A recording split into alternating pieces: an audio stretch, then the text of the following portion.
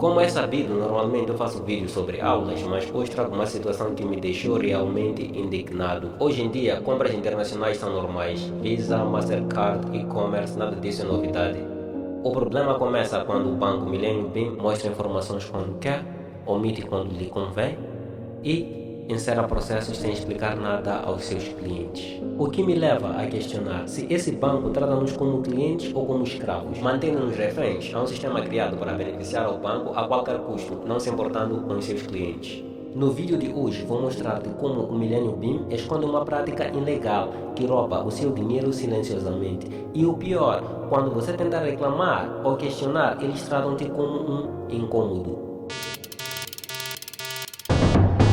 No BIM, em transações internacionais, quando nós compramos em moeda estrangeira, recebemos uma notificação que vem o valor em euros, dólares ou qualquer que seja a moeda do exterior.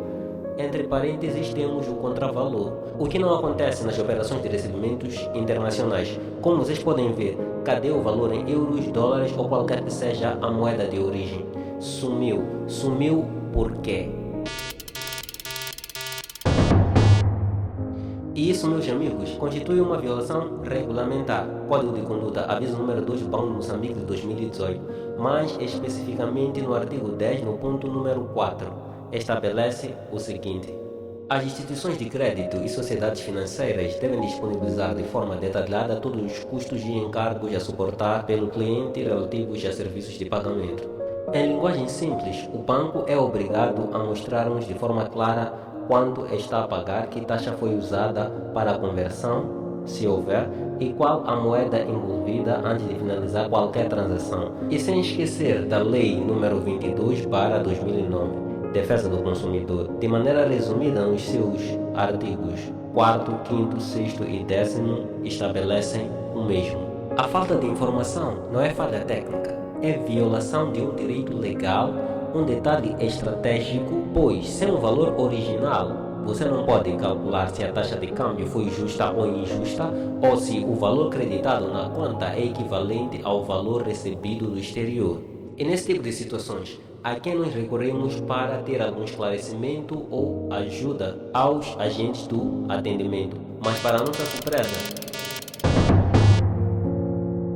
a primeira linha de defesa do cliente deveria ser o atendimento, mas na prática é a primeira linha da confusão. Quando questionados sobre a diferença entre o valor da compra e o valor debitado, todos repetem é o câmbio da Visa, o que não é verdade. O câmbio da Visa é o mesmo em todo lugar e é público. Nas transações internacionais tem alguma taxa que se paga quando eu vou comprar um coisa? Se há alguma taxa, aquela instituição é que cobra. A instituição é que cobra. Exato. Como podemos ouvir no áudio, ela e mais outros agentes afirmam de maneira categórica que o banco não cobra nenhuma taxa em transações internacionais. O que não é verdade. Eu só pude chegar à verdade através da ferramenta do banco, o Goise. Sim, uma IA. Quando questionei sobre a existência de taxa para compras no exterior, a resposta foi: as transações realizadas em plataformas de comércio eletrônico têm uma taxa de 6% sobre o valor total, acrescido da taxa do câmbio da Visa Internacional. Como podemos ver, um robô é muito mais útil do que humanos mal treinados, o que constitui outra violação, pois o conteúdo do artigo 7 do mesmo aviso do Banco de Moçambique estabelece que a relação cliente, instituição de crédito e sociedades financeiras deve ser pautada por princípios de lealidade, probidade e competência. A competência obriga ao banco a garantir que o funcionário que atende o cliente tenha o conhecimento técnico necessário para não transmitir informações erradas. E temos que ter em conta que não foi uma, nem duas, nem três pessoas que deram essa resposta. Falhar nisso não é negligência. Só uma IA para explicar algo tão básico, a taxa dos 6%. Tive um problema, os agentes do atendimento reconheceram o problema e submeteram uma reclamação. Disseram-me: já está resolvido, dirija-se ao balcão para assinar os documentos para rever o valor.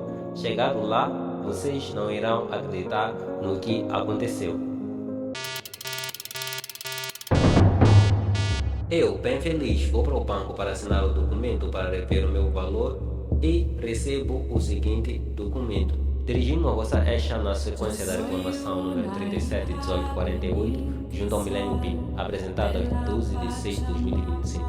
Da análise efetuada resultou que a situação reclamada procede, pelo que informamos que o processo se encontra concluído e situação regularizada.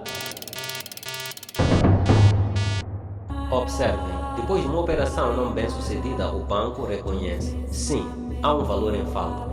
Depois, boa notícia, caso resolvido, um documento que diz que a compra é duplicada ou excessiva, enquanto que não houve nenhuma compra duplicada quando existem provas de uma compra única.